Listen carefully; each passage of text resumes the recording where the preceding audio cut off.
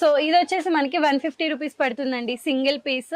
మనకి 1 piece set అంటారు కదా, సో అలా వచ్చేసింది మనకి.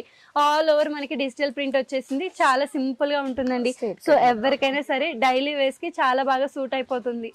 సో ఇది చూసారు కదా, లాంగ్ టాప్ ఫ్రాక్ టైప్ లో వచ్చేసిందండి మనకి సింగిల్ కలర్ లో. దానిపైన మనకి కంప్లీట్ గా డిజిటల్ ప్రింటెడ్.